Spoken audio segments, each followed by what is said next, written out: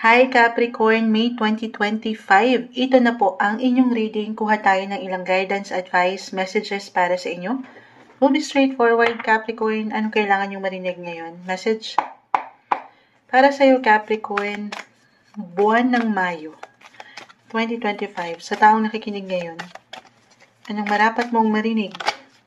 May umangat na. King of Cups. Ace of Pentacles. Paisa-isa.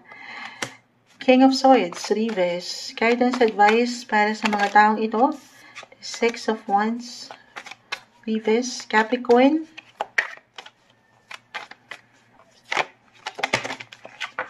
Okay. Kumpol, pero napakarami nito. Kunin lang po natin yung pinaka-message pa. Capricorn, para sa'yo na nakikinig ngayon. Okay. Yan na yun. Hindi natin pipigilan. Isa-isahin natin. The King of Swords, Reverse. King of Cups, Ace of Pentacles, the Six of Wands, Reverse, the Page of Swords, the High Priestess, Ace of Wands, Reverse, the Fool, Reverse, and Queen of Swords. King and Queen of Swords ay narito. Ayusin natin. Capricorn, opportunity, positive possibilities when it comes to your career. Andito na lahat. Love, personal, family. Just only take what resonate po. Tayo ay general reading. Ang mahalaga, patuloy na merong oportunidad para sa inyo.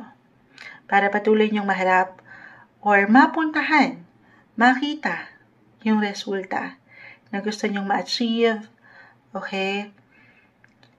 Bilang kayo mga king and queen, umaangat dito yung kakayanan nyo. Magiging boss-like or leader-like nyo. Hindi nyo pa man yan ma-realize. Walang imposible. Yes po, ilaban natin yan. Ilaban natin ang mga sitwasyon. More on private, low-key, or advice ito for some of you na hanggat kaya, lalo kung may oportunidad na dumating, halimbawa. Pero minsan yung opportunity, guys, this is something na syempre naman, sasamahan to ng effort, ng something na action, decision mula sa inyo. Kasi ang ilan sa inyo, ayan, tayo ay general reading, baka napapangunahan o mapangunahan ng takot, ng kaba, ng enerhiya na baka hindi ko kaya. Okay? So, hanggat kaya, ano man ang pakiramdam mo, ay, ito yung mga laban na huwag mo muna, maybe a message, hanggat kaya, kasi parang meron ako nakikita dito ilang magiging distractions or sagabal, blockage, para hindi mo mapuntahan yung aking na-mention, yung mas magaganda pang posibilidad, yung resulta, yung outcome, kasi nga, parang merong hindi maganda yung intention. Reversal tayo, guys. I will be honest, straightforward. Baka ganun yung nakukuha kong energy right now. Yung evil eye. Naniniwala ba kayo doon? Huwag niyo muna, halimbawa kahit sa simpleng pagpaplano, minsan yung oportunidad ay pinapaangat daw natin yon sa ating mga sarili. Bubuo kayo ng oportunidad. Ano man yan? Six of Wands, Reverse. Tahimik niyo yung ilaban, tahimik niyo yung simulan, tahimik yung planuhin kahit sa simpleng ideya. Okay? At huwag kayong magmadali, huwag kayong mainap. The Fool is in reverse. Parang haya-haya, parang go with the flow, yes, but at the same time, magiging maingat. Magiging maingat. Kasi meron tayo dito, nakikita parang meron ilang secrets, or again, competition, reversal. Hindi magiging okay, kasi nga, lalo pa, if this is about a business, halimbawa, kung sasabihin nyo na yung plano nyo sa negosyo nyo, tapos makikita or mababasa yan ng kakumpetensya nyong negosyo rin, pareho kayo ng negosyo, hindi nyo alam. So, paano na? Nakuha na yung ideya nyo. Okay? So, hanggat kaya, tikom nyo muna, sarili ninyo muna, ilaban nyo ng tahimik, trabahuin nyo ng tahimik this month. Okay, huwag kayong mainip, huwag kayong magmadali. This is something na, ayun, sumasang-ayon ng mga chicken. Kung ano man yung time check, 4 o'clock AM na po. Kung ano man yung ipupunla nyo para sa ilan this month. Kung ano man, kung yung papalakihin nyo, sisimulan nyo ngayon, yan po ay magiging tinola. Charot. Tinola, may manok na kasi. Ginigising na tayo ng umaga. This is something na patuloy na magmumula po. Yes po, sa inyong buhay paggawa. Kanina ko pa na mention yung effort, yung energy, yung investments. Mula rin ito sa inyong mga natural na kakayanan, talento, abilidad. Meron kayo niyan. Huwag niyong pagdudahan. Showcase ang inyong mga kakayanan sa showtime. Kasi merong someone, reversal as I've mentioned, baka ito is something secret, nasisilayan, nakikita na pala ang inyong kakayanan. Na sandali, ang galing nito, tahimik ka ng baka ganun to, no? Tahimik nang nakikita yung efforts mo, yung tiyaga mo, yung ability mo.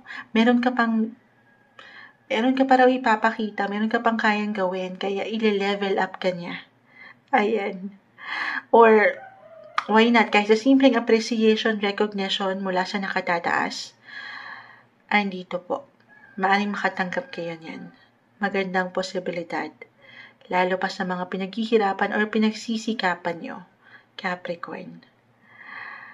Okay, other messages. If ever hindi yun mag-apply. Okay. Connect, compromise if this is about relationship. Partnership.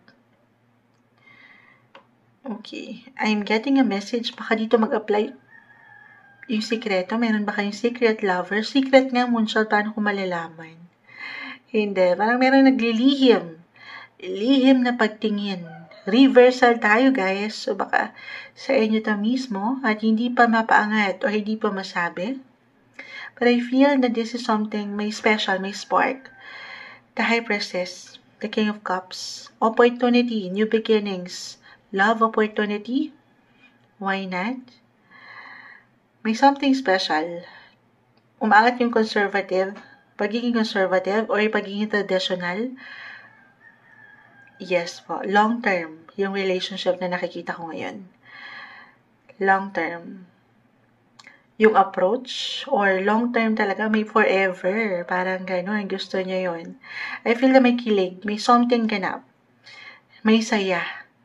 Sa kabila ng ilang parang pakikibaka nyo sa inyong mga buhay paggawa or pakikipaglaban nyo. When it comes to love, relationship, family, may gaan, may comfort, yung security and stability. Andito po.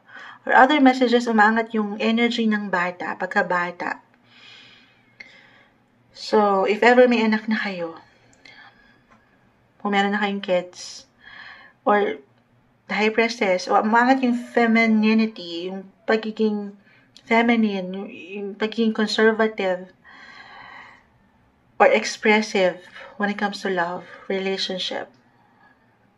Yung pinaka-advice lang siguro guys, Capricorn, more quality time, more time with your loved ones.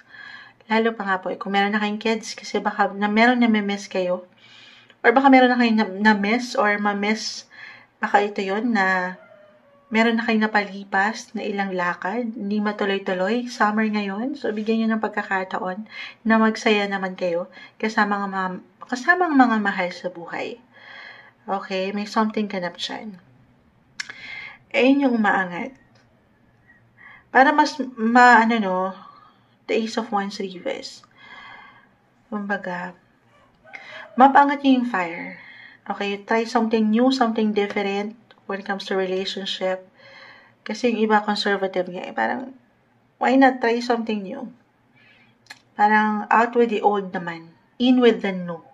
Mga bago naman. New beginnings, guys. Ang nakikita ko dito, may bago. Dumadaan kayo sa patuloy na transitions, transformation, mapausaping karera man, trabaho, or personal na relasyon. Ito yung umaangat na guidance, advice, messages para sa inyo. Buwan ng Mayo, May 2025, Capricorn.